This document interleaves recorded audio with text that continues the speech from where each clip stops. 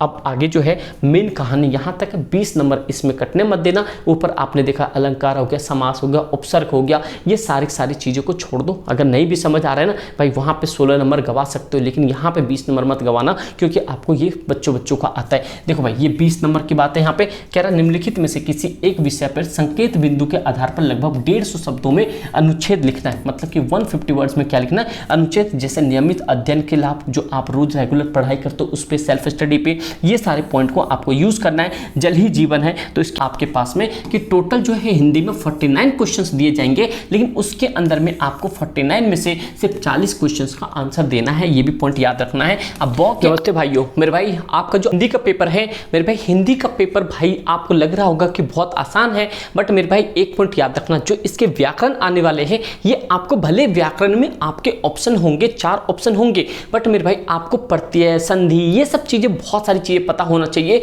कि देख लेना आप कौन कौन सा टॉपिक आ रहा है। मैं आज आपको इसमें डिस्कस करके बता दूंगा कि सबसे पहले कि हिंदी में आपको किस तरीके से अटैक करना है, क्योंकि भाई देखो हिंदी को भी हल्के में नहीं ले सकते, क्योंकि परसेंटेज बनाना होता है। और खास करके भाई जिन ने भाई आग लगा दिया एसएसटी के पेपर में, भाई उसके लिए बहुत बहुत बधाई हो और थैंक यू सो मच भाई। आप लोगों ने भी ट्रस्ट दिखाया और आप लोग का भाई भरोसा हमेशा रखूंगा, चाहे कुछ भी हो जाए, चाहे आप 10th में भी आ जाओगे, 11th में, 12th में, यार कभी भी टेंशन मत लेना। जो तुम्हें पढ़ा दिया जाए, चाहे कंसेप्ट हो या क्वेश्चन हो, आपके पेपर में क्लास होंगे। मैंने क्या बोला, 100% नहीं तो 80 to 70% आपके क्लास होंगे। और जो कंसेप्ट मैथ्स का बता दिया उसे इधर समझा लेना, और जिसको मैथ्स समझ नहीं आता एक वीडियो जाके देख लेना, उसके बाद मैथ्स से ही प्यार हो जाएगा।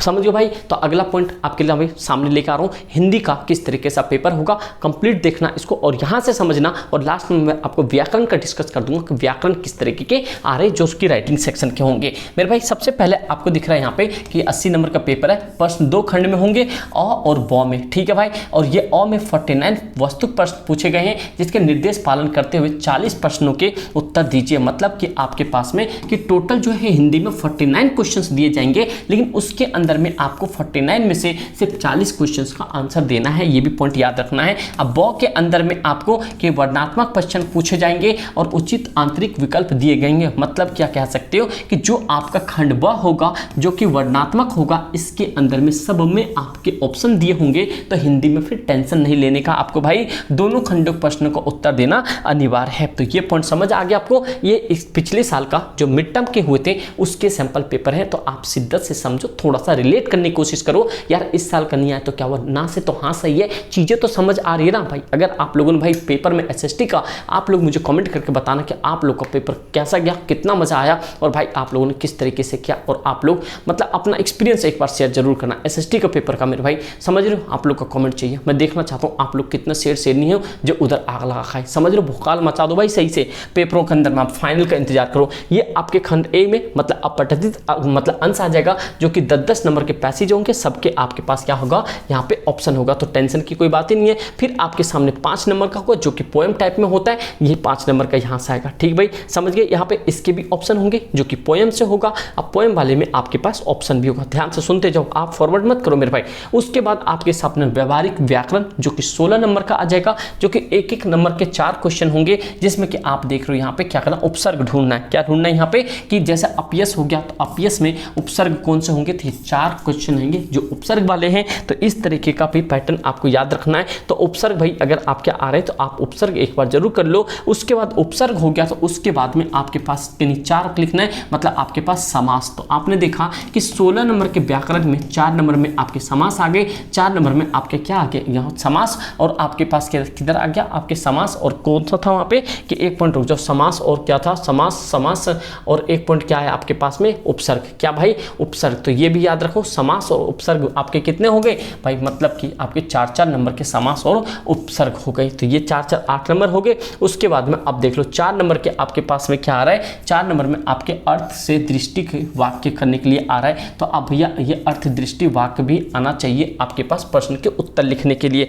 तो भाई ये सारे कोई ग्रामर आप तैयार करो, ठीक है भाई। आपको लग रहा होगा ना कितना आसान है, बट अब आपको पता चल गया होगा भैया ये आसान वसान नहीं है। देखो लास्ट ईयर क्या है, अलंकार भी आया था, तो ये भी पॉइंट आपको पता होना चाहिए कि भैया अलंकार भी आया था। तो ये ग्रामर का पोर्शन हो गया। अब आगे मैं आपको दिखाता हूँ यहाँ पे पाठ्य पुस्तक, जो आपके पास यहाँ पे जो पाठ जो चैप्टर आ रहे हैं उसको आप पढ़ लेना थोड़ा सा, उस बेस पे आप सारे आंसर कर दोगे। उसके बाद में जो नीचे देखते हैं वहाँ पे जो मोस्ट इंपॉर्टेंट चीज़ है जो आपको ग्रामर में कर ही लेना है, ये खंड ब है। आपने देखा इसके अंदर में आपके पास पाठ्य पुस्तक के पूरक क्वेश्चन होंगे, 20 क्वेश्चन होंगे जो कि आपको यहाँ पे 20 मार्क्स के होंगे, सॉरी आपको करने होंगे, जिसमें कि आपके देखो 3 क्वेश्चन 2 मार्क्स के हो जाएंगे जो आपको इनमें से मतलब करना पड़ेगा। ये क्वेश्चन मैं आपको बाद में डिस्कस कर दूंगा।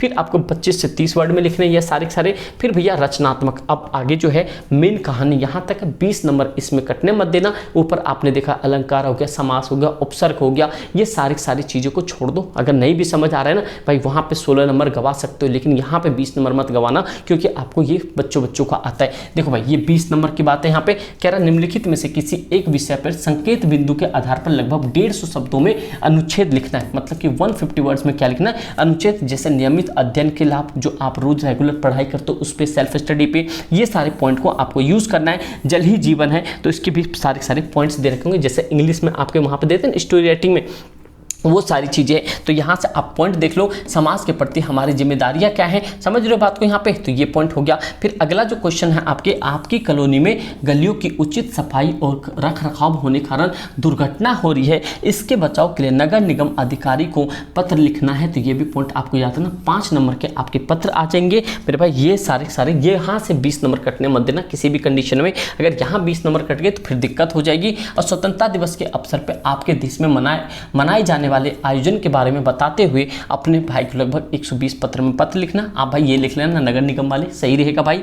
यहाँ पे कह रहा है, यहाँ पे अगला जो है हिंदी विषय की पुस्तकों की उपलब्धता के बारे में संबंधित अधिकारी से बात करते हुए लगभग 50 शब्दों में आपको आकर्षक संवाद लिखना है। तो आपने क्या देखा यहाँ पे 20 नंबर के अंदर में, एक तो आपने पत्र देखा, संवाद देखा, ये पॉइंट हो गए यहाँ पे। फिर आपने एक पत्र संवाद देख लिया, और एक क्या था, आपने जो स्टोरी राइटिंग टाइप में होता है, जो आपको हिंट दिया होता है उस पर लिखना होता है। जब ये सारी चीजें हो जाती है तो आपके पास इसमें ऑप्शन भी होगा, चाहे वो लिखो या लिखो। अगला जो है आपके पास में लघु कथा भी लिखने के लिए आ सकता है। तो लघु कथा भी याद रखो, ये यातायात के नियमों का पालन करते हुए आपको 40 शब्दों में लघु कथा लिखनी है। और स्वस्थ मतलब कि स्वस्थ रहना नियमित व्यायाम की आदतों पर निर्भर है, इस विषय पर 40 शब्दों में आपको क्या लिखना है, लघु कथा लिखनी है। तो आपको लघु मतलब होता है छोटा, मतलब कि आपको स्मॉल साइज में सारी चीजें करके लिखनी। अब एक पॉइंट ध्यान सुनो, आपको पेपर में करना क्या है। अगर आप लोग चाहते हो कि भाई हिंदी का भी ना एक रामबाण दे दिया जाए, इंपॉर्टेंट क्वेश्चंस बता दिया जाए, तो आप लोग मुझे कमेंट करके बताना। जितने कमेंट होंगे भाई उतनी ज़्यादा